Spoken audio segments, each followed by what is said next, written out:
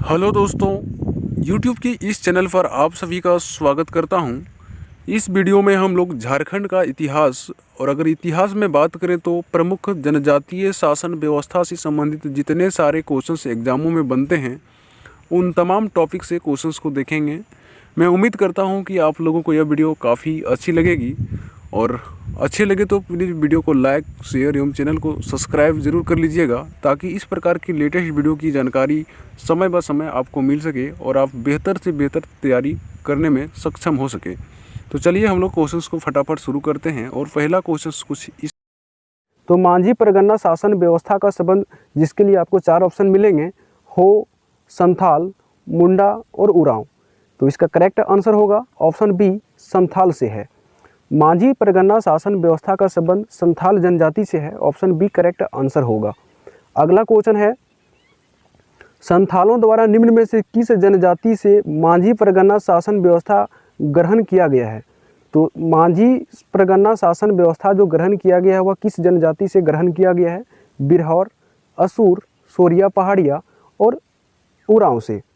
तो इसका correct answer होगा इनमें से सोरिया पहाड़िया से ग्रहण किया गया है। तो ऑप्शन सी करेक्ट आंसर होगा। जो मांझी परगना शासन व्यवस्था है वह सोरिया पहाड़िया जनजाति के से ग्रहण किया गया है। अगला क्वेश्चन है, मांझी परगना शासन व्यवस्था में ग्राम पंचायत का प्रधान क्या कहलाता है? तो मांझी परगना शासन व्यवस्था के ग्राम पंचायत का जो प्रधान होता है उसे मुख्य रूप से क्या कहा जाता है? राइट आंसर होगा मांझी कहा जाता है। ऑप्शन बी करेक्ट आंसर, मांझी कहा जाता है। अगला क्वेश्चन है, निम्न में से कौन एक मांझी का प्रमुख कार्य नहीं है? तो इनमें से जो मांझी का कार्य नहीं है उसे बताना है, जिसके लिए आपको ऑप्शन मिल रहे हैं। यह गांव के जमीन जायदाद से जुड़े विवादों का निपटारा करता है। जी हाँ, बिल्कुल करता है। जो नहीं है उसे जो है पहचानना है। कहता है यह गांव के पर्व त्योहारों तथा अन्य उत्सवों का आयोजन कराता है। बिल्कुल नहीं कराता है।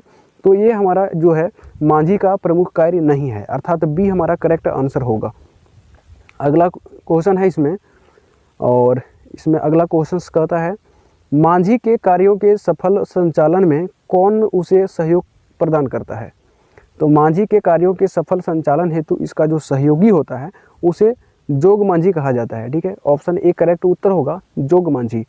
अगला क्वेश्चन है, जोग मांझी की अनुपस्थिति में अगर जोग मांझी अब्सेंट है तो उसके दायित्वों का निर्वहन कौन करता है?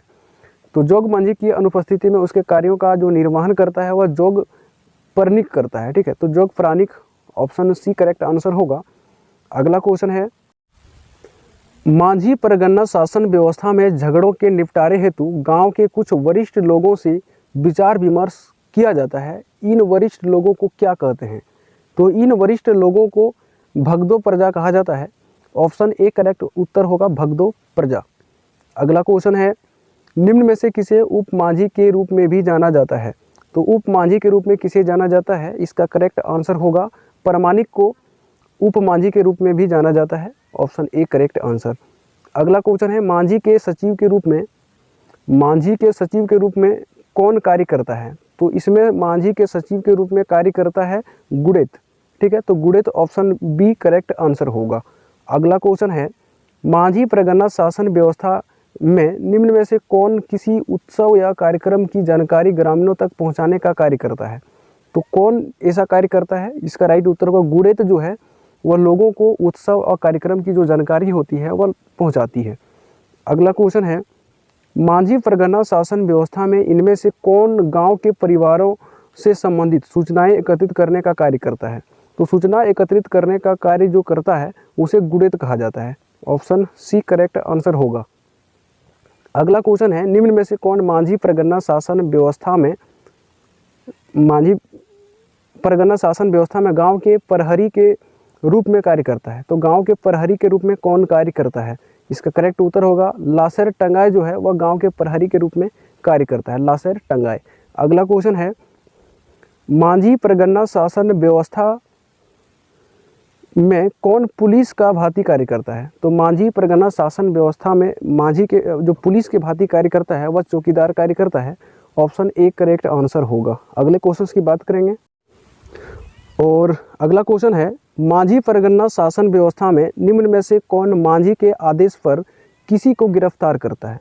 तो मांझी के आदेश पर कौन किसी को गिरफ्तार करता है? इसका राइट उत्तर होगा चौकीदार जो है वह मांझी के आदेश पर किसी व्यक्ति को गिरफ्तार करता है। अगला क्वेश्चन है, मांझी परगना शासन व्यवस्था में 15 से 20 गाँवों को मिलाकर बने समूह को क्या कहा जाता है? तो मांझी परगना शासन व्यवस्था में 15 से 20 गाँवों को मिलाकर बने समूह को परगना कहा जाता है। ऑप्शन बी करेक्ट आंसर होगा, परगना कहा जाता है। अगला क्वेश्चन है, मांझी परगना शासन व्यवस्था में परगना का प्रधान क्या कहलाता है? तो परगना का जो प्रधान होता है उसे परगनेत कहा जाता है। ऑप्शन ए करेक्ट आंसर होगा, परगनेत। अगला क्वेश्चन है, मांझी परगना शासन व्यवस्था में परगनेत का सहायक कौन होता है?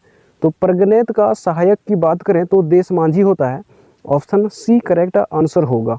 अगला क्वेश्चन है, मांझी परगना शासन व्यवस्था में देश मांझी लगभग कितने गांवों का प्रधान होता है? तो देश मांझी जो होता है वह कितने गांवों का प्रधान होता है? इसका राइट उत्तर होगा 5 से 8 गांवों का प्रधान होता है देश मांझी। अगला क्वेश्चन है, मांझी परगना शासन व्यवस्था में जिन मामलों का निपटारा परगनेत द्वारा नहीं किया जाता है वह किसे हस्तांतरित किया जाता है? तो मांझी शासन व्यवस्था में जिस मामलों का निपटारा परगनेत द्वारा नहीं किया जाता है या तो नहीं कर सकता है उसकी जो दूसरे को दिसुम परगनेत को भेजा जाता है। ठीक है, तो ऑप्शन सी करेक्ट आंसर होगा, दिसुम परगनेत। अगला क्वेश्चन है क्वेश्चन नंबर 20, जिनमें कहता है, मांझी परगना शासन व्यवस्था में यौन अपराधों के दी जाने वाली सज़ा क्या है? तो यौन अपराधों के संबंध में दी जाने वाली जो सज़ा है मांझी परगना शासन व्यवस्था में वह है बिटलाहा।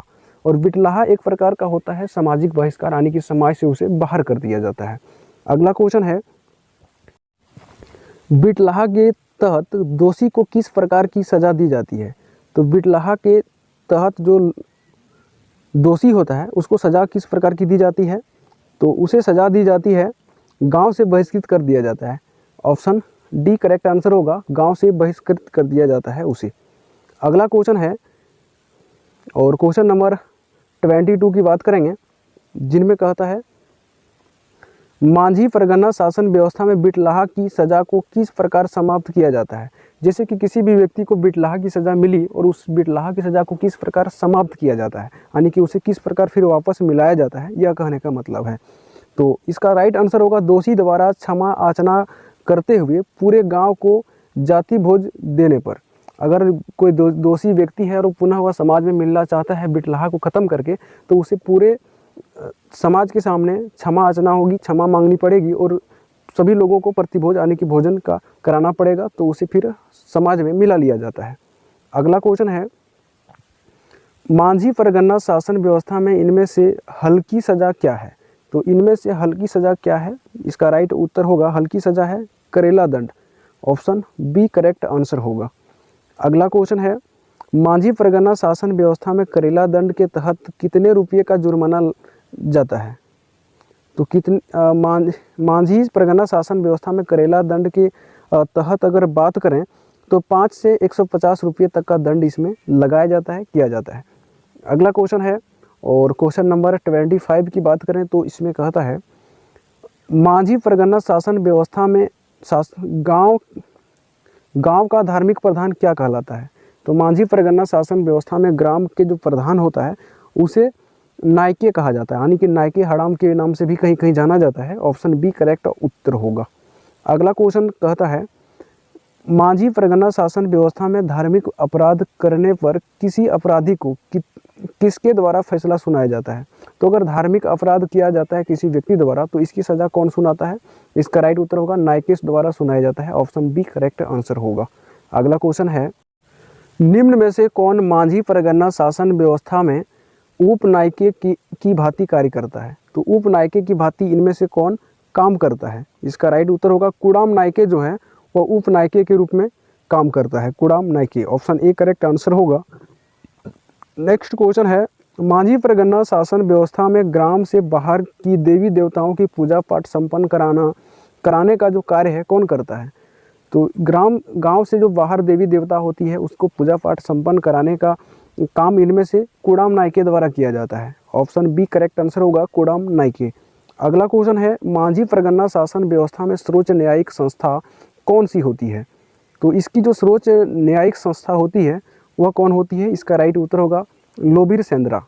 लोबिर सेंद्रा जो होती है वह मांझी परगना शासन व्यवस्था में सर्वोच्च न्यायिक संस्था होती है। अगला क्वेश्चन है, मांझी परगना शासन व्यवस्था में शिकार परिषद को निम्न में से किस नाम से जाना जाता है? तो शिकार परिषद को इनमें से किस नाम से जाना जाता है? इसका राइट उत्तर होगा सेंद्रा वेंसी। तो सेंद्रा वेंसी के नाम से शिकार परिषद को जाना जाता है मांझी परगना शासन व्यवस्था में। अगला क्वेश्चन है और इसमें कहता है, मांझी परगना शासन व्यवस्था में निम्न में से किसी भूमि प्रदान नहीं किया जाता है? तो इसमें से किसे भूमि प्रदान नहीं किया जाता है, जिसके लिए आपको 4 ऑप्शन मिल रहे हैं और इसका करेक्ट आंसर होगा भगदो प्रजा को भूमि प्रदान नहीं किया जाता है। Option A correct answer. अगला क्वेश्चन है, निम्न में से किस अवसर पर मांझी परगना शासन व्यवस्था में अधिकारियों को चुनाव किया जाता है? तो किस अवसर पर चुनाव होता है? तो इसका राइट उत्तर होगा माघ सिम पर जो है, माघ सिम एक त्यौहार है, उसी पर क्या होता है, जो शासन का जो अधिकारी होता है उसकी चयन किया जाता है। ठीक है, ऑप्शन बी करेक्ट आंसर होगा। अगला क्वेश्चन है, निम्न में से किस नियम के आधार पर संथाल जनजाति की मांझी परगना शासन व्यवस्था को कानूनी मान्यता प्रदान की गई है? तो किस नियम के आधार पर इसे कानूनी मान्यता दी गई है? तो इसका राइट उत्तर होगा यूल रूल्स के तहत इसे कानूनी अधिकार प्राप्त हुआ है। ऑप्शन सी करेक्ट आंसर होगा यूल रूल्स। अगला क्वेश्चन है, संथाल जनजाति में माह को किस नाम से जाना जाता है? यानी कि संथाल जनजाति में महीना जो होता है मंथली को किस नाम से जाना जाता है? इसका राइट उत्तर होगा बोंगा के नाम से जाना जाता है। ऑप्शन सी करेक्ट आंसर होगा बोंगा। अगला क्वेश्चन है, संथाल जनजाति में किस माह से वर्ष की शुरुआत की जाती है? तो किस महीने से वर्ष की शुरुआत की जाती है संथाल जनजाति में? तो इसका राइट उत्तर होगा माघ बोंगा से, माघ बोंगा। ऑप्शन डी करेक्ट आंसर होगा।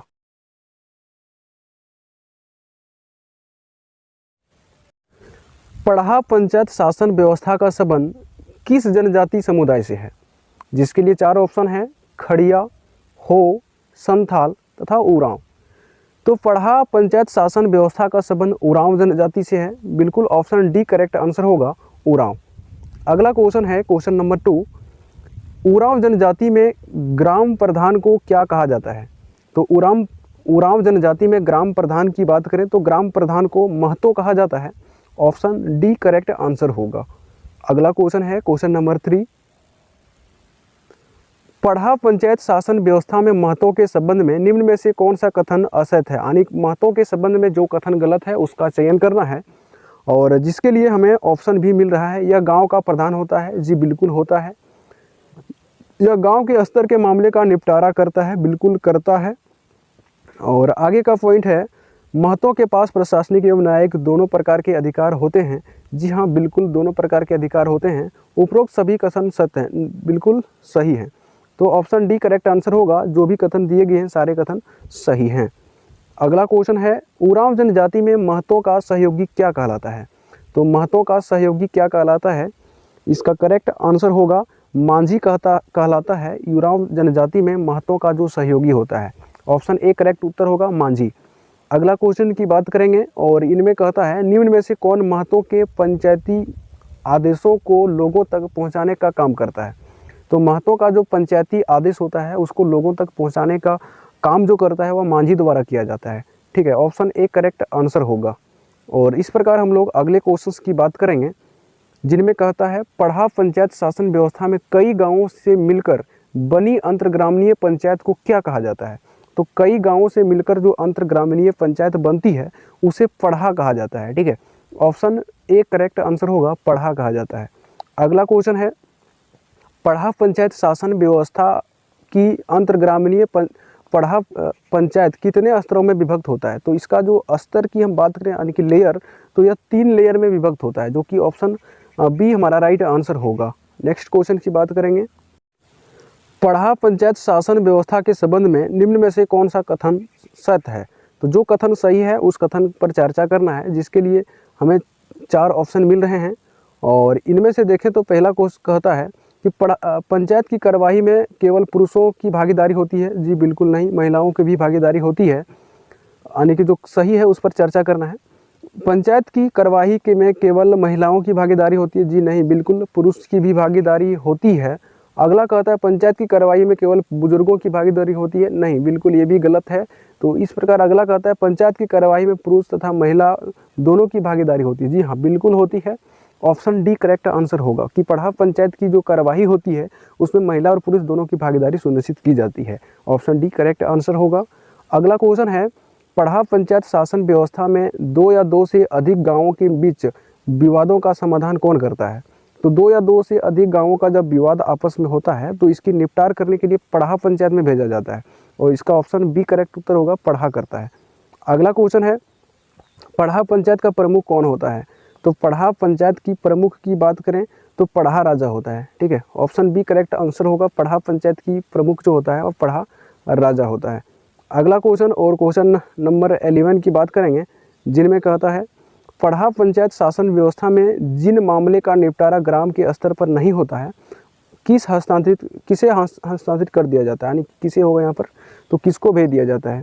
तो जिस मामला का ग्राम में निपटारा नहीं होता है उसको कहाँ पर भेजा जाता है? इसका राइट उत्तर होगा पढ़ा राजा के पास उसे भेज दिया जाता है। ठीक है, अगला क्वेश्चन है पढ़ा पंचायत शासन व्यवस्था में निम्न में से कौन सर्वोच्च न्याय की तरह कार्य करता है? तो पढ़ा पंचायत शासन व्यवस्था में सर्वोच्च न्यायालय के रूप में कौन काम करता है? तो इसका राइट उत्तर होगा पढ़ा दीवान जो होता है वह सर्वोच्च न्यायालय के रूप में काम करता है। ऑप्शन बी करेक्ट आंसर होगा। अगला क्वेश्चन है पढ़ा पंचायत शासन व्यवस्था में पढ़ा राजा अनियमित मामलों को इनमें से किससे हस्तांतरित कर दिया जाता है? तो किसे हस्तांतरित करता है पढ़ा राजा? तो इसका राइट उत्तर होगा पढ़ा दीवान को हस्तांतरित करता है, यानी कि पढ़ा दीवान के पास जो भी मामला होता है उसे भेज दिया जाता है। ठीक है, अगला क्वेश्चन की बात करें पढ़ा पंचायत शासन व्यवस्था में ग्राम के धार्मिक कार्यों का संपादन कौन कराता है? तो ग्राम में जो भी धार्मिक कार्य का संपादन कराता है वह कौन कराता है? इसका राइट उत्तर होगा पाहन द्वारा संपन्न किया जाता है। अगला क्वेश्चन है पढ़ा पंचायत शासन व्यवस्था में निम्न के संबंध में निम्न में से कौन सा कथन असत्य है? जो कथन गलत है उस कथन का चयन करना है। तो पढ़ा पंचायत के संबंध में इनमें से कौन सा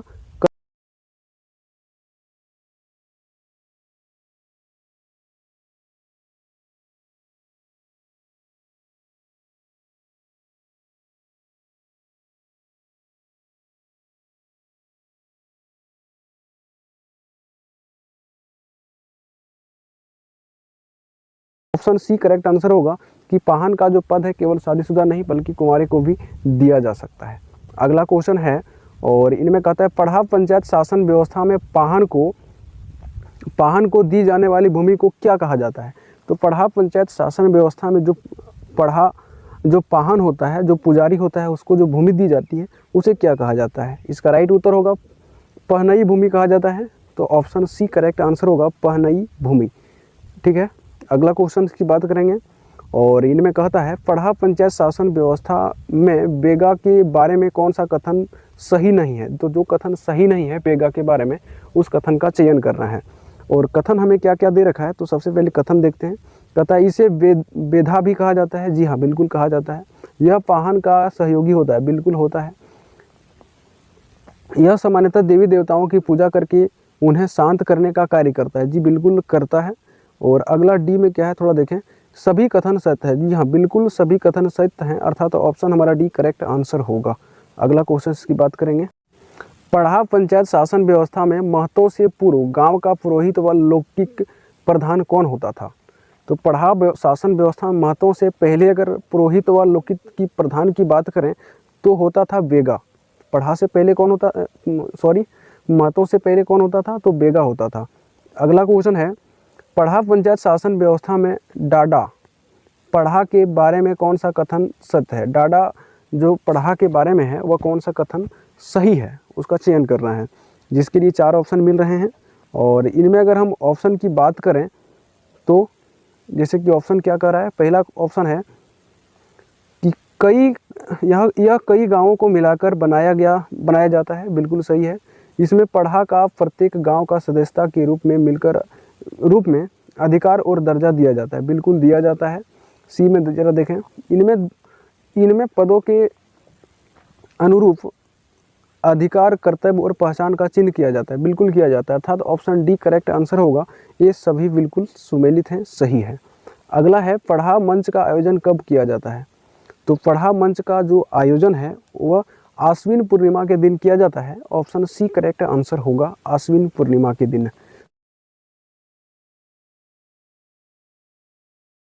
इनमें से किस जनजाति की शासन व्यवस्था को मुंडा शासन व्यवस्था के नाम से जाना जाता है?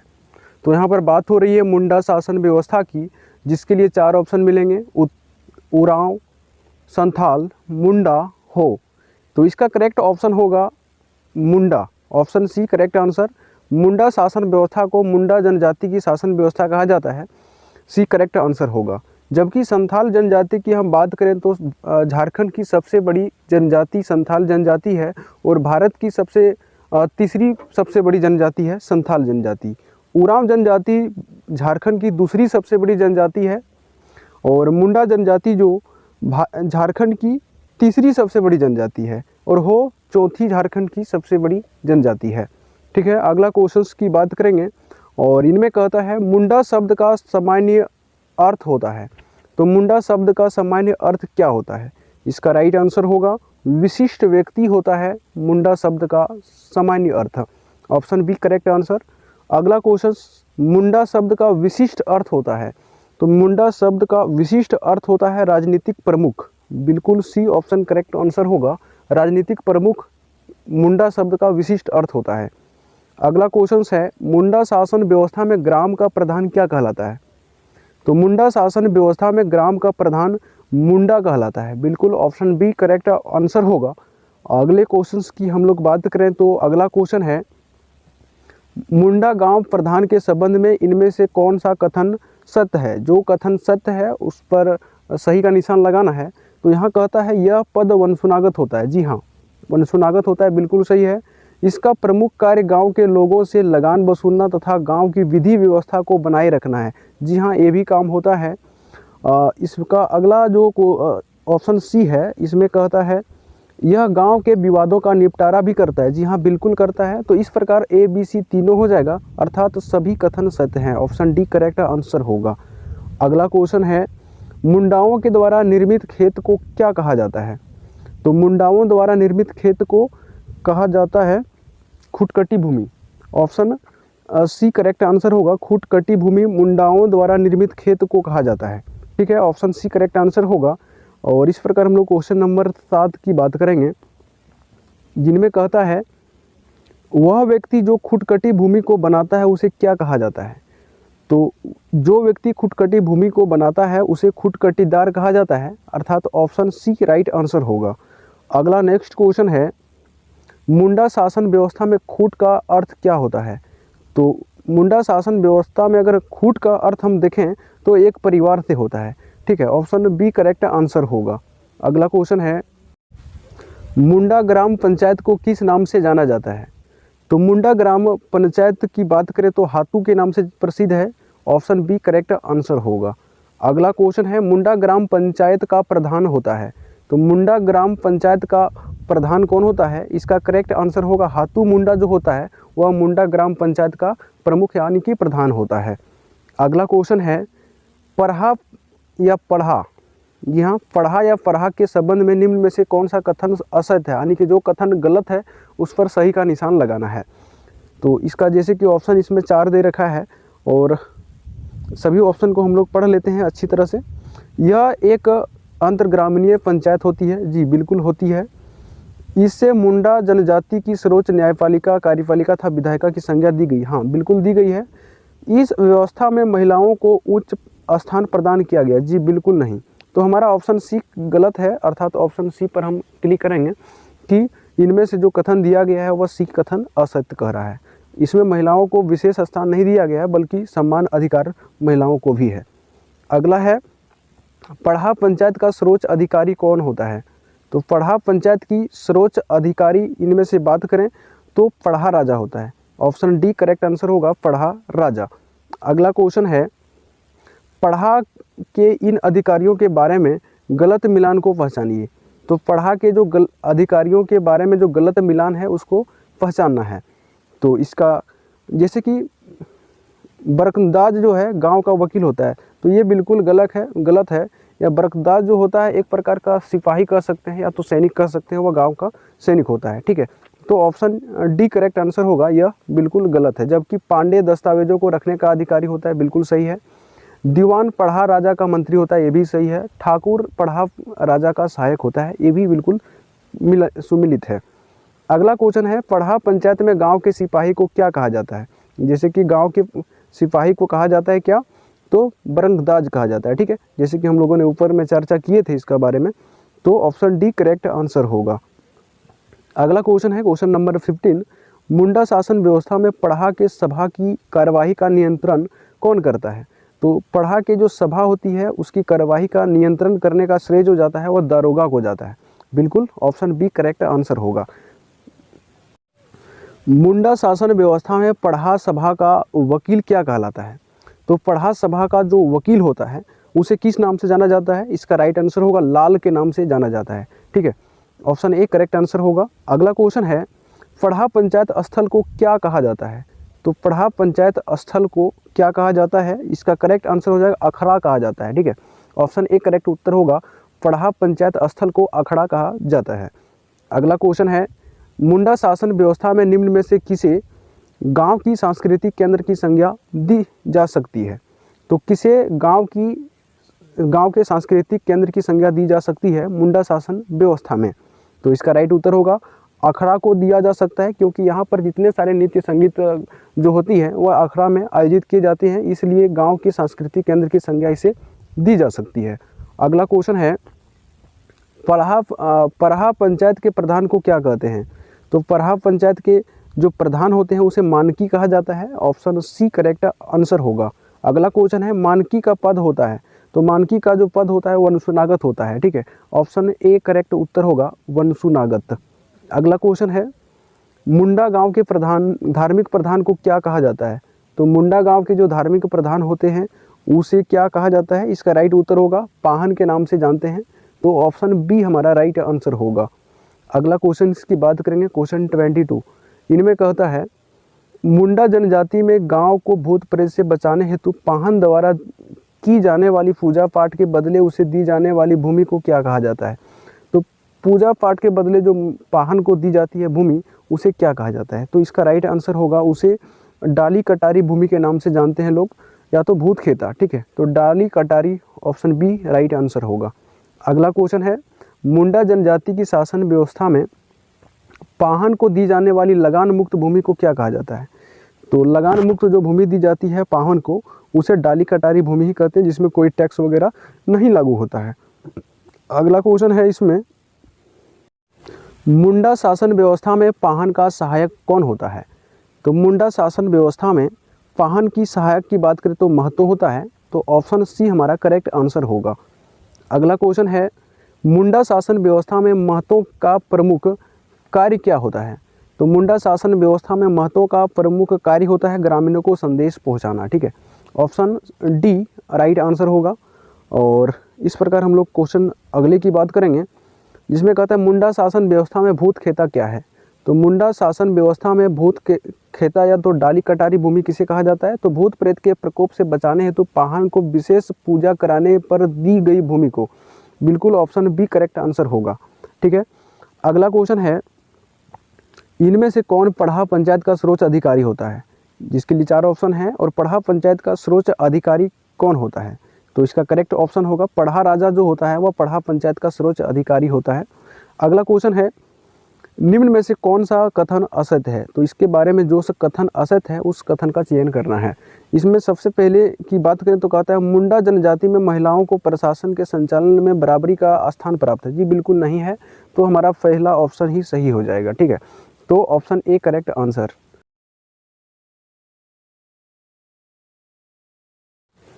नागवंशी शासन व्यवस्था के प्रथम शासक कौन थे? जिसके लिए 4 ऑप्शन मिल रहे हैं, दुर्जनशाल, फणिमुकुट राय, छत्रसाल और मेदिनी राय। तो इसका करेक्ट ऑप्शन होगा फणिमुकुट राय नागवंशी शासन व्यवस्था के प्रथम शासक थे।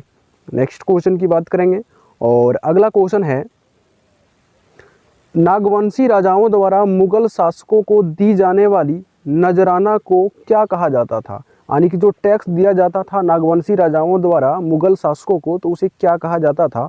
तो इसका राइट आंसर होगा मालगुजारी कहा जाता था। ठीक है, ऑप्शन ए करेक्ट उत्तर होगा, मालगुजारी कहा जाता था नजराना को। अगला क्वेश्चन की बात करेंगे और इनमें कहता है मानकी लोगों को नागवंशी शासकों द्वारा किस नाम से जाना जाता था? तो मानकी जो लोग होते थे उसे नागवंशी शासकों द्वारा किस नाम से जाना जाता था? तो भुईहर के नाम से जाना जाता था। ठीक है, ऑप्शन बी करेक्ट आंसर होगा भुईहर। अगला क्वेश्चन है नागवंशी शासन व्यवस्था का प्रारंभ हुआ था। तो नागवंशी शासन व्यवस्था का जो प्रारंभ माना जाता है वह प्रथम शताब्दी में माना जाता है। ऑप्शन ए करेक्ट आंसर होगा प्रथम शताब्दी। अगला क्वेश्चन है निम्न में से किस शासन व्यवस्था के बाद नागवंशी शासन व्यवस्था की शुरुआत की गई थी? तो इसमें से किस शासन व्यवस्था के बाद जो है नागवंशी शासन व्यवस्था की शुरुआत की गई थी? तो इसका राइट आंसर होगा मुंडा शासन व्यवस्था की बाद जो है नागवंशी शासन व्यवस्था की शुरुआत की गई थी। तो ऑप्शन डी करेक्ट आंसर होगा। अगला क्वेश्चन है क्वेश्चन नंबर 6, नागवंशी शासक फनी मुकुट राय ने निम्न में से किस स्थान को अपनी राजधानी बनाई थी? तो इनमें से किस स्थान को राजधानी बनाई थी? इसका राइट आंसर होगा सुतियांबे को राजधानी बनाई थी फनी मुकुट राय ने, और फनी मुकुट राय नागवंशी शासक में प्रथम शासक थे। अगला क्वेश्चन है नागवंशी शासन व्यवस्था में आम जनता से कर वसूलने की जिम्मेदारी निम्न में से किसे प्रदान की गई थी? तो इसमें टैक्स वसूलने का जो काम करता था वह मुख्य रूप से मानकी द्वारा किया जाता था। ठीक है, ऑप्शन ए करेक्ट ऑप्शन होगा मानकी को। अगला क्वेश्चन और क्वेश्चन नंबर 8 की बात कर लें, नियमित मालगुजारी न देने के कारण निम्न में से किस नागवंशी शासक को मुगलों द्वारा कैद कर लिया गया था? तो इनमें से किसे जो है नियमित मालगुजारी न देने के कारण मुगल साम्राज्य ने जो है कैद कर लिया था? तो राइट आंसर होगा दुर्जन साल को। ऑप्शन बी करेक्ट आंसर होगा। अगला क्वेश्चन है निम्न में से किस मुगल शासक ने नियमित कर न देने के कारण नागवंशी शासक दुर्जन साल को बंदी बनाने का जो आदेश दिया था? तो इनमें से कौन जो है मुगल वंशी शासक थे? तो इसका करेक्ट आंसर होगा जहांगीर द्वारा। ठीक है, जहांगीर द्वारा दुर्जन साल को कैद कर लिया गया था मालगुजारी ना देने के कारण। अगला क्वेश्चन है सन 1765 ईस्वी में ईस्ट इंडिया कंपनी को बिहार, बंगाल और उड़ीसा की दीवानी मिलने के पश्चात नागवंशी शासन निम्न में से किसके प्रति उत्तरदायी हो गए? तो इनमें से किसके प्रति उत्तरदायी हो गए? जैसे कि आप ऑप्शन में देख सकते हैं Madras council, Kolkata council, Patna council और बॉम्बे काउंसिल। ये हमारे 4 ऑप्शन हैं। तो इसका करेक्ट आंसर होगा पटना काउंसिल के अंतर्गत हो गए थे। ऑप्शन सी करेक्ट आंसर होगा। ढोकलो सोहर शासन व्यवस्था का संबंध किस जनजाति समुदाय से है? तो ढोकलो सोहर शासन व्यवस्था का संबंध जो है वह खड़िया समुदाय से है। ऑप्शन ए करेक्ट आंसर होगा। और नेक्स्ट क्वेश्चन की बात करेंगे, खड़िया जनजाति की शासन व्यवस्था इनमें से किस अन्य जनजाति से मिलती जुलती है? तो खड़िया जनजाति की जो शासन व्यवस्था है वो किससे मिलती जुलती है? इसका राइट उत्तर होगा मुंडा समुदाय की जो शासन व्यवस्था होती है उससे काफ़ी मिलती जुलती है खड़िया जनजाति की शासन व्यवस्था। ठीक है, नेक्स्ट क्वेश्चन और अगला क्वेश्चन की बात करेंगे, ढोकलो सोहर का शाब्दिक अर्थ क्या होता है? तो ढोकलो सोहर का ढोकलो है, यहाँ पर सोहर नहीं है। तो ढोकलो का शाब्दिक अर्थ क्या होता है? तो इसका राइट उत्तर होगा बैठक। ढोकलो का शाब्दिक अर्थ क्या होता है? तो बैठक से होता है। अगला क्वेश्चन है सोहर का शाब्दिक अर्थ क्या होता है? तो सोहर का अगर शाब्दिक अर्थ हम लोग देखें तो अध्यक्ष होता है। तो इस प्रकार कह सकते हैं कि बैठक अध्यक्ष। ठीक है, ढोकलो सोहर का शाब्दिक अर्थ क्या है? तो बैठक अध्यक्ष है। और अगला क्वेश्चन की हम बात करें, खड़िया जनजाति मुख्यतः कितने प्रकार की होती है? यहाँ पर प्रकार दे रखा है। तो खड़िया जनजाति की मुख्यतः 3 प्रकार होती है। ठीक है, दूध खड़िया, पहाड़ी खड़िया और एक सोरिया ठीक है खड़िया। अगला क्वेश्चन है निम्न में से कौन खड़िया जनजाति का प्रकार नहीं है? तो इनमें से कौन खड़िया जनजाति का प्रकार नहीं है यह बताना है, जिसके लिए ऑप्शन मिल रहा है। तो दूध खड़िया है, ढलकी खड़िया है और पहाड़ी खड़िया भी है। माल खड़िया जो है वो पहाड़ी खड़िया जनजाति की एक जनजाति नहीं है। ऑप्शन डी करेक्ट आंसर होगा। यहाँ पर नहीं है उसे पूछा गया है। अगला क्वेश्चन है खड़िया समाज द्वारा अखिल भारतीय महासभा का गठन कब किया गया था? तो खड़िया समुदाय द्वारा अखिल भारतीय महासभा का गठन जो किया गया था वह 1934-35 में किया गया था। ऑप्शन डी करेक्ट आंसर होगा। और इस प्रकार हम लोग अगले क्वेश्चंस की बात करें तो इनमें कहता है 1934-35 में खड़िया समाज द्वारा गठित अखिल भारतीय महासभा को किस नाम से जाना गया? तो उस सभा को जो जाना गया वह ढोकलो के नाम से जाना गया था। ऑप्शन ए करेक्ट आंसर होगा। अगला क्वेश्चन है 1934-35 में गठित ढोकलो सोहर महासभा के संबंध में निम्न में से कौन सा कथन सत्य है, यानी कि जो कथन सही है उस पर चर्चा करना है। तो इनमें कहता है इनसे जाति प्रथा का समर्थन किया, बिल्कुल इसने जाति प्रथा का समर्थन किया था। अगला है इसने पंचायती राज व्यवस्था का विरोध किया, ये भी कि हुआ था, अर्थात तो उपयुक्त दोनों हो जाएगा, कथन सही है। ऑप्शन सी करेक्ट आंसर होगा कि इसने जो है जाति प्रथा का समर्थन किया था लेकिन पंचायती राज व्यवस्था का विरोध इसने किया था। अगला क्वेश्चन है, और अगला क्वेश्चन की बात करें तो इनमें कहता है निम्न में से कौन एक खड़िया जनजाति की प्रकार नहीं है? तो खड़िया जनजाति की प्रकार इनमें से कौन सा नहीं है यह बतानी है। तो जिसके लिए आपको ऑप्शन मिल रहे हैं और इसका करेक्ट उत्तर होगा टांगे खड़िया जो है वह खड़िया जनजाति का प्रकार नहीं है। अगला क्वेश्चन, और क्वेश्चन नंबर 11 की बात करें तो इनमें कहता है परंपरागत रूप से जिन लोगों ने खड़िया जनजाति का गांव बसाया था उन्हें क्या कहकर संबोधित किया जाता है? तो जिन लोगों ने खड़िया का गांव बसाया था उन्हें क्या कहा जाता है? इसका राइट उत्तर होगा महतो के नाम से उन्हें जाना जाता है। अगला क्वेश्चन है खड़िया जनजाति में महतो के संबंध में निम्न से कौन सा कथन सही नहीं है?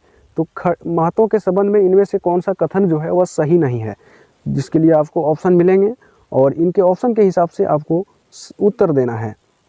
तो जिसके कि हम लोग ऑप्शन देख पा रहे हैं कि हमारा 4 ऑप्शन दिया गया है और इनमें कहता है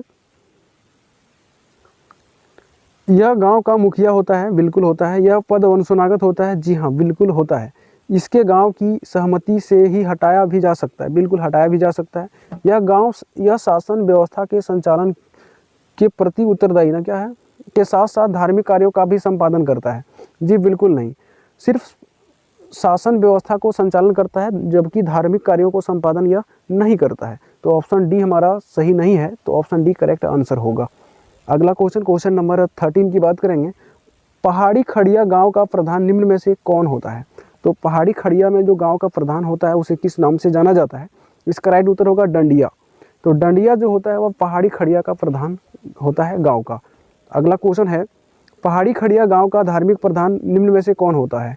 तो पहाड़ी खड़िया का जो ग्राम प्रधान होता है जिसे गांव का प्रधान भी कहते हैं तो वह कौन है? इसका राइट उत्तर होगा दिहुरी।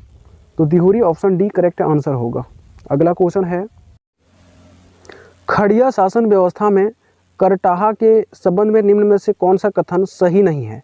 तो करटाहा के संबंध में इनमें से कौन सा कथन सही नहीं है? कहता यह शासन संचालन में प्रमुख भूमिका निभाता है। दूसरा, यह पद गांव के किसी ईमानदार एवं न्यायप्रिय व्यक्ति को दिया जाता है।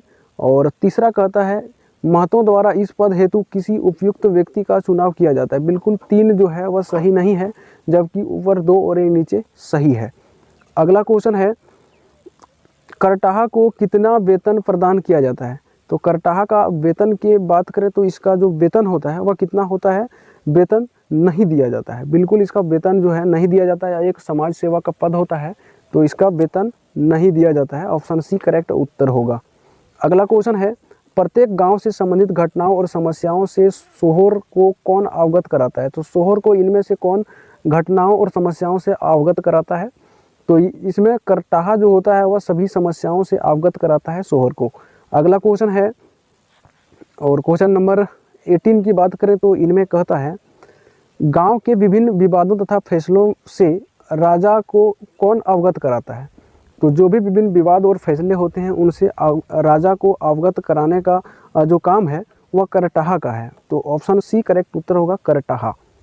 अगला क्वेश्चन है गांव के जिन परिवारों को अशुद्ध घोषित किया गया है उनके शुद्धिकरण का कार्य कौन करता है? तो जिस व्यक्ति को यानी कि समाज से बहिष्कार किया गया है कह सकते हैं, उसको शुद्ध करने का जो काम है वह कौन करता है?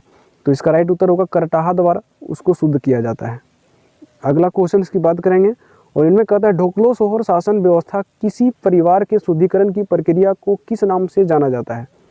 तो ढोकलो सोहर शासन प्रक्रिया में किसी परिवार के शुद्धिकरण को भात भितार के नाम से जाना जाता है। ठीक है, तो भात भितार ऑप्शन बी करेक्ट उत्तर होगा। अगला क्वेश्चन है, ढोकलो सोहर शासन व्यवस्था में अंतर्ग्रामीण विवादों का निपटारा निम्न में से किसके द्वारा किया जाता है? तो अंतर्ग्रामीय जो विवाद होता है उसका निपटारा खूट के द्वारा किया जाता है। तो खूट ऑप्शन ए करेक्ट आंसर होगा। अगला क्वेश्चन है, ढोकलो सोहर शासन व्यवस्था में खूट का अध्यक्ष क्या कहलाता है? तो खूट का जो अध्यक्ष होता है उसे क्या कहा जाता है? इसका राइट उत्तर होगा खड़िया घाट कहा जाता है। ऑप्शन ए करेक्ट आंसर होगा। खूट का जो प्रधान होता है, जो अध्यक्ष होता है, उसे खड़िया घाट कहा जाता है। अगला क्वेश्चन और क्वेश्चन नंबर 23 की बात करेंगे, जिनमें कहता है ढोकलो सोहर शासन व्यवस्था में खूट के अध्यक्ष खड़िया घाट का चयन कैसे किया जाता है? तो इसका जो चयन प्रक्रिया है वह किसी करटाहा को आपस में से चुना जाता है। जो करटाहा होता है उसी को आपस में चुन लिया जाता है। ठीक है, अगला क्वेश्चन है और इसका आंसर हो जाएगा ऑप्शन ए।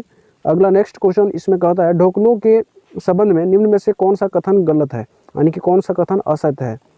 तो ढोकलो के संबंध में इनमें से जो कथन असत्य है उसका चयन करना है।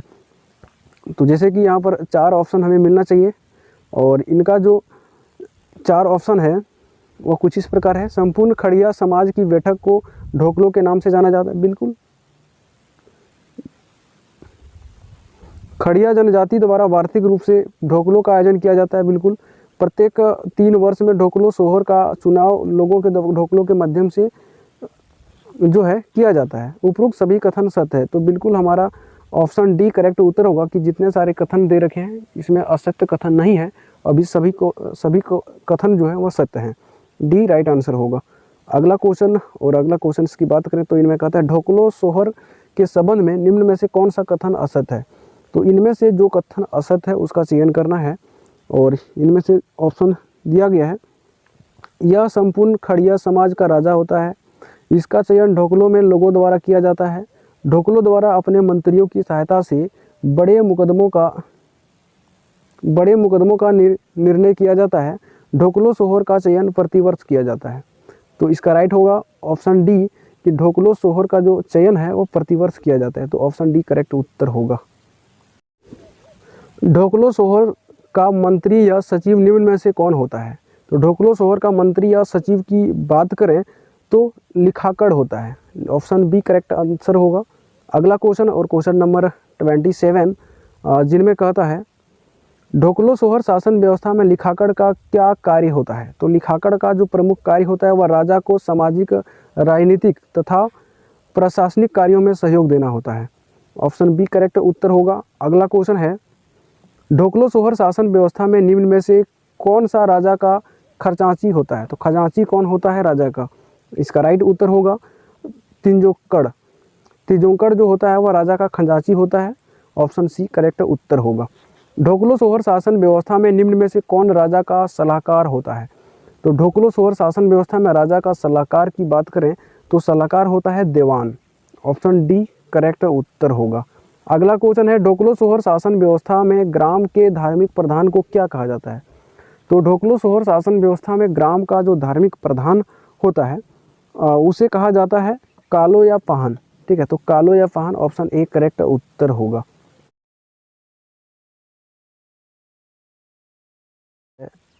हो जनजाति की पारंपरिक शासन व्यवस्था को किस नाम से जाना जाता है? तो हो जनजाति की जो पारंपरिक शासन व्यवस्था होती है उसे मुंडा मानकी शासन व्यवस्था के नाम से जाना जाता है। ऑप्शन सी करेक्ट आंसर होगा। नेक्स्ट क्वेश्चन है निम्न में से किस शासन व्यवस्था को भारत की प्रथम गणतांत्रिक व्यवस्था के रूप में जाना जाता है? तो भारत की प्रथम गणतांत्रिक व्यवस्था के रूप में किस शासन व्यवस्था को जाना जाता है? इसका करेक्ट आंसर होगा मुंडा मानकी शासन व्यवस्था को। Option C correct answer. अगला क्वेश्चन है मुंडा मानकी शासन व्यवस्था को किस अंग्रेज अधिकारी द्वारा मान्यता प्रदान की गई थी? तो इनमें से किसके द्वारा मुंडा मानकी शासन व्यवस्था को जो है अधिकारी मान्यता प्रदान किया था? तो इसका राइट उत्तर होगा विलिकंसन के द्वारा इसे कानूनी अधिकार प्रदान किया गया था। ऑप्शन सी राइट आंसर होगा। अगला क्वेश्चन है मुंडा मानकी शासन व्यवस्था में गांव का जो प्रधान होता है वह कौन होता है? तो गांव का प्रधान मुंडा कहलाता है। ऑप्शन ए करेक्ट आंसर मुंडा। अगला क्वेश्चन है मुंडा जनजाति मुंडा मानकी शासन व्यवस्था में मुंडा निम्न में से कौन सा कार्य करता है? तो मुंडा मानकी शासन व्यवस्था में मुंडा का जो प्रमुख कार्य होता है वह होता है प्रशासनिक कार्य, न्यायिक कार्य और राजस्व वसूली, अर्थात उपयुक्त सभी होता है। ऑप्शन डी करेक्ट आंसर होगा। अगला क्वेश्चन है, मुंडा मानकी शासन व्यवस्था में गांव के प्रधान मुंडा का सहयोगी कौन होता है? तो मुंडा का सहयोगी जो होता है उसे डाकुआ कहा जाता है। ऑप्शन डी करेक्ट उत्तर डाकुआ। अगला क्वेश्चन है, मुंडा मानकी शासन व्यवस्था में मुंडा के आदेशों का गांव के लोगों तक पहुंचाने का कार्य कौन करता है? तो जो मुंडा मानकी के व्यवस्था में मुंडा के आदेशों का गांव के लोगों तक पहुंचाने का कार्य जो करता है उसे डाकुआ कहा जाता है। ऑप्शन बी करेक्ट आंसर होगा। मुंडा मानकी शासन व्यवस्था पढ़ा का निर्माण कितने गांवों को मिलाकर होता है? तो मुंडा मानकी शासन व्यवस्था में पढ़ा का निर्माण जो है कुल 7 से 12 गांवों को मिलाकर किया जाता है। ऑप्शन ए करेक्ट उत्तर होगा। अगला क्वेश्चन है, मुंडा मानकी शासन व्यवस्था में 7 से 12 गांवों को मिलाकर निर्मित पढ़ा का प्रमुख कौन होता है? तो उसमें पढ़ा का जो प्रमुख होता है उसे मानकी के नाम से जाना जाता है। ऑप्शन सी करेक्ट उत्तर। अगला क्वेश्चन है, मुंडा मानकी शासन व्यवस्था में पढ़ा का न्यायिक प्रधान कौन होता है? तो पढ़ा का जो न्यायिक प्रधान होता है उसे पीर पंच कहा जाता है। ऑप्शन सी करेक्ट ऑप्शन होगा। अगला क्वेश्चन है, मुंडा मानकी शासन व्यवस्था में गांव का राजस्व अधिकारी होता है। तो इसमें जो गांव का राजस्व अधिकारी होता है वह तहसीलदार होता है। तो तहसीलदार ऑप्शन डी करेक्ट उत्तर होगा। अगला क्वेश्चन है, मुंडा मानकी शासन व्यवस्था में गांव का धार्मिक प्रधान क्या कहलाता है? तो इसका धार्मिक प्रधान कहलाता है दिउरी। ऑप्शन बी करेक्ट उत्तर होगा। दिउरी के नाम से मुंडा मानकी शासन व्यवस्था में गांव का धार्मिक प्रधान कहा जाता है। अगला क्वेश्चन है, मुंडा मानकी शासन व्यवस्था में गांव के धार्मिक मामलों का निपटारा कौन करता है? तो धार्मिक मामलों का निपटारा दिउरी द्वारा किया जाता है। तो दिउरी ऑप्शन सी राइट आंसर। अगला क्वेश्चन है, मुंडा मानकी शासन व्यवस्था में दिउरी का सहयोगी कौन होता है? तो दिउरी का जो सहयोगी होता है उसे यात्रा दिउरी कहा जाता है। ऑप्शन बी करेक्ट ऑप्शन होगा।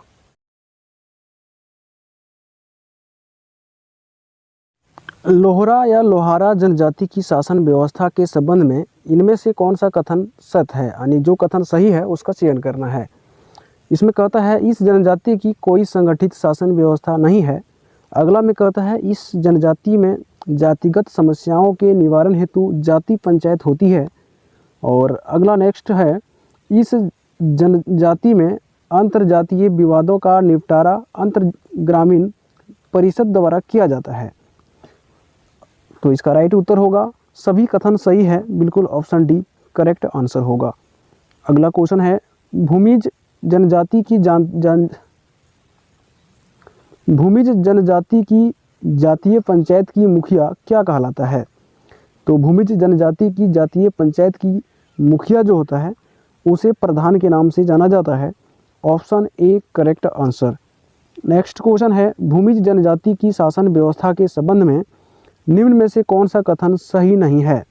तो भूमिज जनजाति के संबंध में इनमें से कौन सा कथन सही नहीं है? जो ऑप्शन है, इनकी शासन व्यवस्था में पंचायत के मुखिया का पद वंशानुगत होता है। इन जनजातियों में पैतृक संपत्ति का बंटवारा भाइयों के बीच बराबर किया जाता है। और अगला पॉइंट है, यदि किसी परिवार में भाई ना हो तो संपत्ति पर पुत्री का अधिकार होता है। इस जनजाति में सगोत्रीय विवाह को मान्यता प्रदान प्राप्त है। तो इसका राइट उत्तर होगा ऑप्शन डी होगा कि ये सही नहीं है, इसमें सगोत्रीय विवाह का प्रचलन नहीं है। अगला क्वेश्चन है, महली जनजाति में गंभीर अपराध के दोषी को निम्न में से कौन सी सज़ा सुनाई जाती है? तो महली जनजाति में गंभीर अपराध के लिए जो सज़ा दी जाती है उस सज़ा को सामूहिक भोज का सज़ा सुनाई जाती है। ऑप्शन सी करेक्ट आंसर होगा। अगला क्वेश्चन है, महली जनजाति के बारे में निम्न में से कौन सा कथन सत्य है, यानी कि जो कथन सही है उसका चयन करना है, जिसके लिए आपको 4 ऑप्शन मिलेंगे। इस जनजाति की कोई संगठित शासन व्यवस्था नहीं है। इस जनजाति में आपसी विवादों के निपटारे हेतु गांव के स्तर पर पंचायत की व्यवस्था होती है। और अगला है उपरोक्त दोनों कथन सत्य हैं और उपरोक्त दोनों कथन असत्य हैं। तो इसका राइट उत्तर होगा उपरोक्त दोनों कथन सत्य हैं। इस जनजाति की कोई संगठित सभा नहीं है, जबकि इसकी आपसी विवादों का निपटारा जो है गांव के स्तर का पंचायत द्वारा किया जाता है। अगला क्वेश्चन है माल पहाड़िया की स्वशासन व्यवस्था में ग्राम पंचायत की प्रधान को क्या कहा जाता है। तो माल पहाड़िया की स्वशासन व्यवस्था में ग्राम का जो प्रधान होता है उसे मांझी कहा जाता है। ऑप्शन ए करेक्ट आंसर होगा। अगला क्वेश्चन है माल पहाड़िया स्वशासन व्यवस्था में मांझी की सहायता कौन करता है। तो मांझी की सहायता गोड़ाइत और दीवान दोनों करता है। तो ऑप्शन सी उपरोक्त दोनों राइट आंसर होगा। अगला क्वेश्चन है माल पहाड़िया शासन व्यवस्था में अंतर्ग्रामीण पंचायत की मुखिया क्या कहलाता है। तो इसका अंतर्ग्रामीण पंचायत की जो मुखिया है उसे सरदार के नाम से जाना जाता है। ऑप्शन डी करेक्ट ऑप्शन होगा। अगला क्वेश्चन है सोरिया पहाड़िया जनजाति की स्वशासन व्यवस्था में ग्राम प्रधान को क्या कहा जाता है। तो सोरिया पहाड़िया जनजाति में स्वशासन व्यवस्था में ग्राम प्रधान को क्या कहा जाता है, मांझी कहा जाता है। ऑप्शन ए करेक्ट आंसर होगा। अगला क्वेश्चन है सोरिया पहाड़िया जनजाति की स्वशासन व्यवस्था में ग्रामीण झगड़ों का निपटारा कौन करता है। तो इसका राइट उत्तर होगा ग्रामीण झगड़ों का निपटारा मांझी द्वारा किया जाता है। ऑप्शन ए करेक्ट आंसर होगा।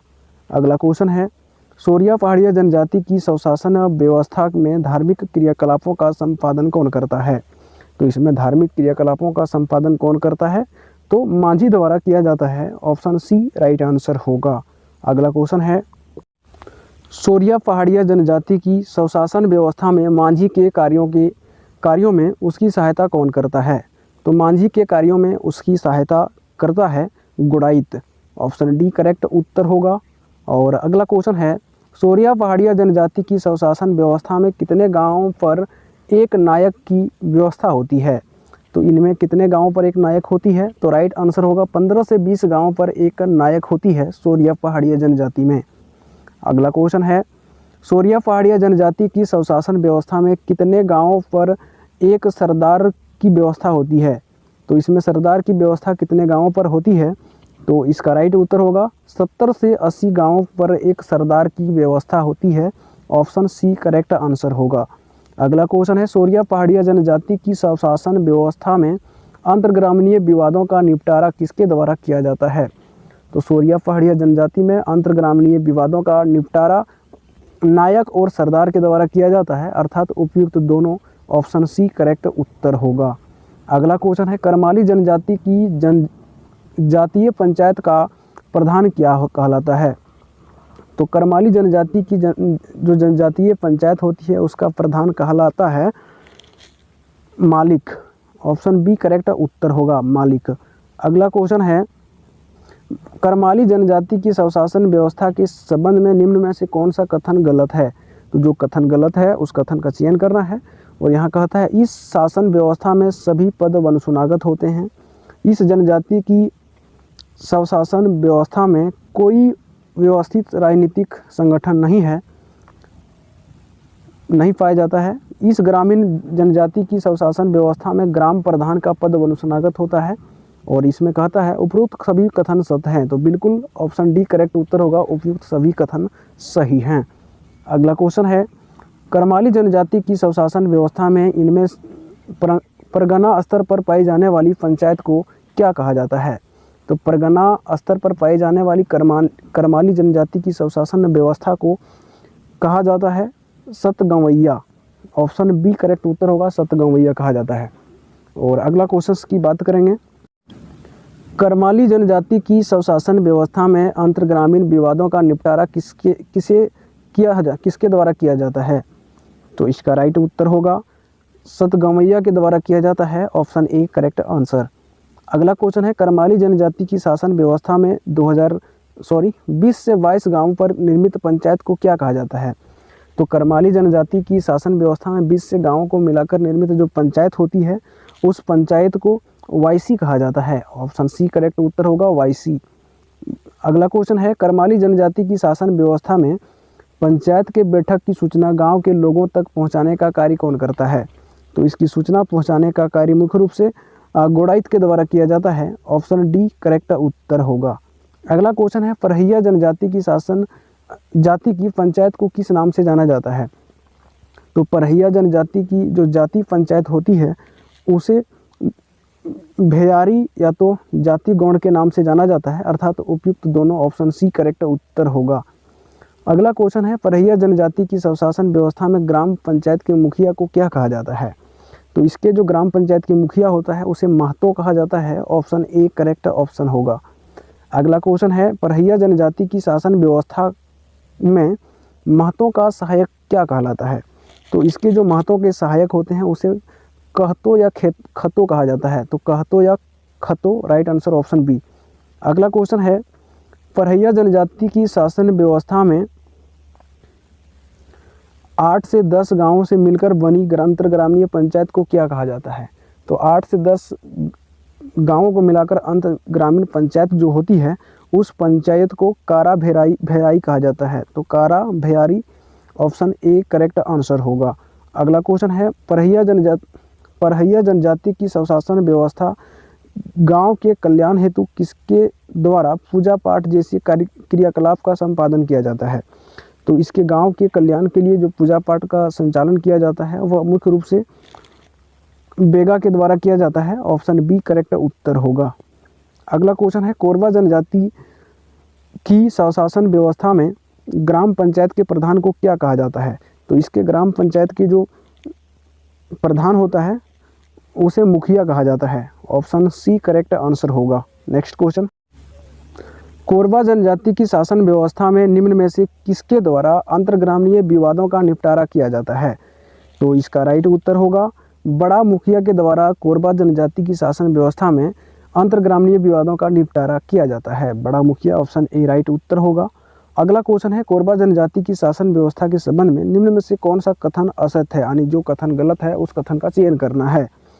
तो इनमें कहता है, इस व्यवस्था में शादी विवाह संपत्ति का बंटवारा तलाक जमीन जायदाद जैसे मामलों का निपटारा जातीय पंचायत के माध्यम से किया जाता है। और अगला है, इस व्यवस्था में गवाहों को शपथ दिलाकर सत्यता का पता लगाया जाता है। जाति से बाहर अगला है, जाति से बाहर विवाह करने पर व्यक्ति को गांव से बहिष्कृत कर दिया जाता है। उपरोक्त सभी कथन सत्य हैं, अर्थात ऑप्शन डी हमारा होगा, उपयुक्त सभी कथन सही हैं। अगला क्वेश्चन है, और इनमें कहता है, कोरबा जनजाति में भात भितार प्रथा क्या है? तो भात भितार प्रथा का जो प्रथा है वह कोरबा जनजाति में क्या है? तो इसका राइट उत्तर होगा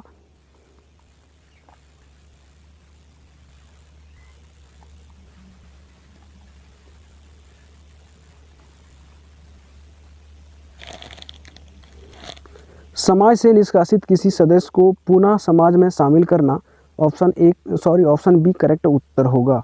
अगला क्वेश्चन है क्वेश्चन नंबर 31, जिनमें कहता है,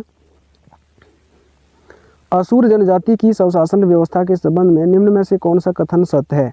तो असुर जनजाति से संबंधित जो कथन सत्य है उस पर चयन करना है। यहाँ कहता है, इस जनजाति की पहचान पंचायत व्यवस्था में महतों, बेगा, पुजारी तथा गोड़ाइत प्रमुख अधिकारी होते हैं। और अगला है, असुर पंचायत में गांव के सभी वयस्क पुरुष सदस्य भाग लेते हैं। अगला है, इस पंचायत में सभी विवादों का निपटारा मंच के माध्यम से किया जाता है। उपयुक्त सभी कथन सत्य हैं, तो इसका राइट उत्तर होगा उपयुक्त सभी कथन सत्य हैं, ऑप्शन डी करेक्ट आंसर। अगला क्वेश्चन है, बिरहोर जनजाति के लोग विभिन्न शिकार समूहों में बटे होते हैं जिसे कहा जाता है। तो बिरहोर जनजाति के लोग विभिन्न शिकार समूहों में बटे होते हैं जिसे क्या कहा जाता है? इसका राइट उत्तर होगा टंडा कहा जाता है, ऑप्शन बी करेक्ट आंसर। अगला क्वेश्चन है, बिरहोर जनजाति का सर्वोच्च संगठन है। तो बिरहोर जनजाति का सर्वोच्च संगठन की बात करें तो टंडा है, ऑप्शन बी करेक्ट ऑप्शन होगा। नेक्स्ट क्वेश्चन है, बिरहोर जनजाति की शासन व्यवस्था के सर्वोच्च संगठन टंडा का मुखिया क्या कहलाता है? तो इसके टंडा का जो मुखिया है वह नाये कहलाता है, ऑप्शन बी करेक्ट उत्तर होगा नाये। अगला नेक्स्ट क्वेश्चन की बात करेंगे क्वेश्चन नंबर 35, जिनमें कहता है, बिरहोर जनजाति की शासन व्यवस्था में नाये का सहयोगी क्या कहलाता है? तो नाये का जो सहयोगी होता है उसे दिगवार या कोतवार कहा जाता है। तो दिगवार या कोतवार ऑप्शन ए करेक्ट उत्तर होगा। अगला क्वेश्चन है, बिरजिया जनजाति की स्वशासन व्यवस्था के संबंध में निम्न में से कौन सा कथन असत्य है, यानी कि जो कथन गलत है उस कथन का चयन करना है।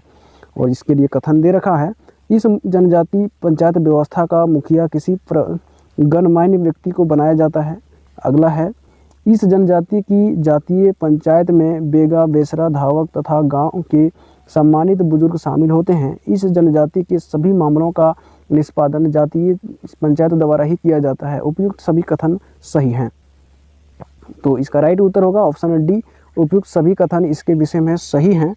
अगला क्वेश्चन है, सबर जनजाति की जनजातीय पंचायत का प्रमुख क्या कहलाता है। तो सबर जनजाति की जो जातीय पंचायत होती है उसे क्या कहा जाता है। इसका राइट उत्तर होगा प्रधान कहा जाता है। तो इसका जो प्रमुख प्रधान होता है उसे प्रधान कहा जाता है, प्रमुख को। अगला क्वेश्चन है, और इनमें कहता है सबर जाति की जातीय पंचायत व्यवस्था में प्रधान की सहायता कौन करता है। तो प्रधान की सहायता इनमें से कौन करता है। इसका राइट उत्तर गोड़ाइत जो है वह प्रधान की सहायता करता है। ऑप्शन ए करेक्ट आंसर होगा। अगला क्वेश्चन है, सब्बर जनजाति पंचायत व्यवस्था में प्रधान के आदेशों को गांव के लोगों तक पहुंचाने का कार्य कौन करता है। तो गांव के लोगों तक पहुंचाने का जो कार्य करता है वह गोड़ाइत द्वारा किया जाता है। ऑप्शन डी करेक्ट आंसर होगा। किस जनजाति में गांव के प्रधान को गोटिया कहा जाता है तथा वर्तमान समय में यह पद विद्यमान नहीं है। तो इसका राइट उत्तर होगा गोटिया कहा जाता है खोंड जनजाति में। ऑप्शन सी करेक्ट ऑप्शन होगा। अगला क्वेश्चन की बात करें तो इनमें कहता है, खोंड जनजाति की शासन व्यवस्था में गांव के सभी विवादों का समाधान किसके द्वारा किया जाता है। तो इनमें से गांव के सभी सभी विवादों का निपटान जो है गोटिया द्वारा किया जाता है खोंड जनजाति में। ऑप्शन डी करेक्ट आंसर होगा। अगला क्वेश्चन है, बथुड़ी जनजाति की परंपरागत पंचायत व्यवस्था का प्रधान क्या कहलाता है। तो इसकी जो परंपरागत पंचायत व्यवस्था होती है इसका प्रधान की हम बात करें तो इसका प्रधान दोहर कहलाता है। ऑप्शन ए करेक्ट आंसर होगा दोहर। अगला क्वेश्चन है, बथुड़ी जनजाति की परंपरागत पंचायत व्यवस्था के संबंध में निम्न में से कौन सा कथन असत्य है, यानी कि जो कथन गलत है उसका चयन करना है। और इनमें कथन दिया गया है, इस व्यवस्था में ग्राम पंचायत के प्रधान का पद वंशनागत होता है। अगला कथन है, इस व्यवस्था में ग्रामीण पंचायत का मुखिया प्रधान कहलाता है। इस व्यवस्था में सगोत्र विवाह को अपराध माना गया है। उपयुक्त सभी कथन सही हैं, अर्थात ऑप्शन डी हमारा करेक्ट उत्तर होगा कि उपयुक्त सभी कथन जो है वह सही है। अगला क्वेश्चन है, किसान जनजाति की शासन व्यवस्था के संबंध में निम्न में से कौन सा कथन सही है। तो किसान जनजाति की शासन व्यवस्था के संबंध में कौन सा कथन सही है। तो इसका राइट उत्तर होगा, इस जनजाति में पंचायत की बैठक बुलाने वाले व्यक्ति को ही पंचायत के संचालन का सारा खर्च वहन करना होता है। ऑप्शन बी करेक्ट उत्तर होगा। अगला क्वेश्चन है, बंजारा जनजाति की शासन व्यवस्था के संबंध में निम्न में से कौन सा कथन सत्य है। तो बंजारा जनजाति के संबंध में कौन सा कथन सही है इसका चयन करना है। इस जनजाति में कोई व्यवस्थित स्वशासन प्रणाली नहीं पाया जाता है। अगला है, इस जनजाति में गांव की समस्याओं का निराकरण एवं सामुदायिक परिषद द्वारा किया जाता है। अगला क्वेश्चन है, ग्रामीण समस्याओं के निराकरण हेतु गठित समुदाय परिषद का प्रधान नायक कहलाता है। और ऑप्शन डी है, उपयुक्त सभी कथन सही हैं। तो ऑप्शन डी करेक्ट उत्तर होगा, सभी कथन सही है। अगला क्वेश्चन और क्वेश्चन नंबर 46 की बात करें तो इनमें कहता है, मादी तथा गद्दी नामक किस जनजाति की शासन व्यवस्था में पाई जाती है। तो मादी तथा गद्दी जो नामक पद है वह किस शासन व्यवस्था में पाया जाता है। इसका राइट उत्तर होगा बिंझिया जनजाति में। ऑप्शन डी करेक्ट उत्तर होगा, बिंझिया जनजाति में मादी तथा गद्दी नामक जो पद है वो पाई जाती है। अगला क्वेश्चन है, बिंझिया जनजाति की शासन व्यवस्था में प्रत्येक घर के प्रतिनिधि सदस्य मिलकर एक प्रतिनिधि समिति का गठन करते हैं। इस प्रतिनिधि सदन का प्रमुख क्या कहलाता है। तो इस प्रतिनिधि सदस्य का जो सदन का प्रमुख होता है उसे क्या कहा जाता है। इसका राइट उत्तर होगा करताहा कहा जाता है। Option A correct answer. अगला क्वेश्चन और क्वेश्चन नंबर 48 की बात करेंगे, जिनमें कहता है, बिंझिया जनजाति की शासन व्यवस्था में गांव से जुड़े किसी भी मामले का निराकरण कौन करता है। तो किसी भी मामले का निराकरण करता है करटाहा। ऑप्शन बी करेक्ट उत्तर होगा। अगला क्वेश्चन है विंध्या जनजाति के शासन के संबंध में, विंध्या जनजाति के संबंध में निम्न में से कौन सा कथन असत्य है। इसके लिए आपको 4 ऑप्शन मिलेंगे। इसमें कहता है इस जनजाति के लोगों द्वारा गोमांस का भक्षण किया जाता है, बिल्कुल गलत है, अर्थात हमारा ऑप्शन ए ही गलत है। ऑप्शन ए करेक्ट उत्तर होगा, नहीं किया जाता है। अगला क्वेश्चन है गोंड जनजाति में जातीय पंचायत का मुखिया क्या कहलाता है। तो गोंड जनजाति में जनजातीय का जो पंचायत का मुखिया होता है उसे बेगा कहा जाता है। ऑप्शन ए करेक्ट उत्तर होगा। अगला क्वेश्चन है गोंड जनजाति में बेगा को किस अन्य नाम से जाना जाता है। तो गोंड जनजाति में बेगा को सयाना के नाम से जाना जाता है। ऑप्शन बी करेक्ट उत्तर। अगला क्वेश्चन है गोंड जनजाति के संबंध में निम्न में से कौन सा कथन सत्य है, यानी कि जो कथन सही है उस कथन का चयन करना है। इसमें कहता है इस जनजाति में गांव के सभी विवादों का निपटारा जातीय पंचायत द्वारा किया जाता है। इस जनजाति में पंचायत द्वारा दिए गए फैसले की अवहेलना करने पर व्यक्ति को समाज से बहिष्कृत कर दिया जाता है। समाज से बहिष्कृत व्यक्ति को क्षमा मांगने तथा प्रतिभोज देने पर पुनः समाज में शामिल कर लिया जाता है। और ऑप्शन डी कहता है सभी कथन सही है, अर्थात ऑप्शन डी करेक्ट उत्तर होगा कि सभी कथन सही हैं। अगला क्वेश्चन की हम बात करें तो इनमें कहता है चेरो जनजाति की स्वशासन व्यवस्था के संबंध में निम्न में से कौन सा कथन असत्य है, यानी जो कथन गलत है उसका चयन करना है। और इनमें कहता है इस जनजाति में गांव अंचल तथा जिला स्तर पर पंचायत की व्यवस्था पाई जाती है। पंचायत के निर्णय का उल्लंघन करने पर दोषी को जाति एवं समाज से बहिष्कृत किया जा सकता है, अर्थात दोनों सही हैं, उपयुक्त दोनों कथन सही हैं। ऑप्शन सी करेक्ट उत्तर होगा। अगला क्वेश्चन है चेरो जनजाति में गांव के स्तर पर गठित पंचायत का प्रधान क्या कहा जाता है। तो इसके जो गांव के स्तर पर गठित पंचायत होती है उसके प्रधान को क्या कहा जाता है। इसका राइट उत्तर होगा मुखिया कहा जाता है। ऑप्शन ए करेक्ट आंसर होगा। अगला क्वेश्चन है चेरो जनजाति में अंचल के स्तर पर गठित पंचायत के प्रधान को क्या कहा जाता है। तो अंचल के स्तर पर पंचायत को मुखिया कहा जाता है। ऑप्शन ए करेक्ट उत्तर होगा। नेक्स्ट क्वेश्चन है चेरो जनजाति में जिला के स्तर पर गठित पंचायत के प्रधान को क्या कहा जाता है। तो अंचल स्तर के पंचायत को मुखिया कहा जाता है, जबकि जिला स्तर की हम बात करें तो उसे सभापति कहा जाता है। ऑप्शन डी करेक्ट उत्तर होगा सभापति। अगला क्वेश्चन है चीक बड़ाइक जनजाति की शासन व्यवस्था में अंतर्ग्रामीय पंचायत का प्रमुख क्या कहलाता है। तो इसका जो प्रमुख है वह क्या कहलाता है चीक बड़ाइक जनजाति की शासन व्यवस्था में। तो राइट आंसर होगा राजा कहलाता है। Option B correct answer. Chik Baraik जनजाति की शासन व्यवस्था में निम्न में से कौन राजा का सहायता करता है। तो चीक बड़ाइक जनजाति में राजा का सहायक कौन होता है। तो इसका राइट उत्तर होगा दीवान और पानरे, ये दोनों होता है। उपयुक्त सी ऑप्शन करेक्ट उत्तर होगा दोनों। अगला क्वेश्चन कहता है चीक बड़ाइक जनजाति की शासन व्यवस्था के संबंध में निम्न में से कौन सा कथन असत्य है, यानी जो कथन गलत है उस कथन का चयन करना है। इनमें कहता है इस जनजाति में कोई व्यवस्थित शासन की प्रणाली विद्यमान नहीं है, जबकि अगला कहता है इस जनजाति की शासन व्यवस्था में सभी पद अनुस्नागत होते हैं। और इससे अगला कहता है इस जनजाति में सभी विवादों का निपटारा अंतर्जातीय पंचायत द्वारा किया जाता है, अर्थात ऑप्शन डी है उपयुक्त सभी कथन सत्य हैं, सही हो जाएगा। अगला क्वेश्चन है बेदिया जनजाति में गांव स्तर पर निर्मित पंचायत का मुखिया क्या कहलाता है। तो बेदिया जनजाति में गांव स्तर पर निर्मित पंचायत जो होती है उसके प्रधान यानी कि उसके प्रमुख को मुखिया को क्या कहा जाता है। तो इसका राइट उत्तर होगा प्रधान एवं महतो दोनों कहा जाता है। ऑप्शन डी करेक्ट उत्तर होगा। अगला क्वेश्चन है बेदिया जनजाति में संपूर्ण समाज के स्तर पर अवस्थित पंचायत का प्रमुख क्या कहलाता है। तो इसके अवस्थित पंचायत का जो प्रमुख होता है उसे परगणित कहते हैं। ऑप्शन बी करेक्ट उत्तर होगा। अगला क्वेश्चन है बेदिया जनजाति में कई गांवों को आपस में मिलाकर अंतर्ग्रामीय पंचायत का गठन किया जाता है, इसके मुखिया को किस नाम से जाना जाता है। तो इसके मुखिया की बात करें तो सरकार के नाम से जाना जाता है बेदिया जनजाति में। अगला क्वेश्चन है बेदिया जनजाति की शासन व्यवस्था में मुखिया का सहयोगी किस नाम से जाना जाता है। तो मुखिया का सहयोगी जो होता है बेदिया जनजाति में उसे मुख्य रूप से गोड़ाइत या गड़ोत के नाम से जाना जाता है। ऑप्शन सी करेक्ट उत्तर होगा। अगला क्वेश्चन है, कोरा जनजाति शासन व्यवस्था में ग्राम प्रधान को किस नाम से जाना जाता है? तो इसके ग्राम प्रधान को बात करें तो महतो के नाम से जाना जाता है। ऑप्शन ए करेक्ट उत्तर होगा। अगला क्वेश्चन है, कोरा जनजाति में महतो की सहायता के लिए निम्न में से कौन होते हैं?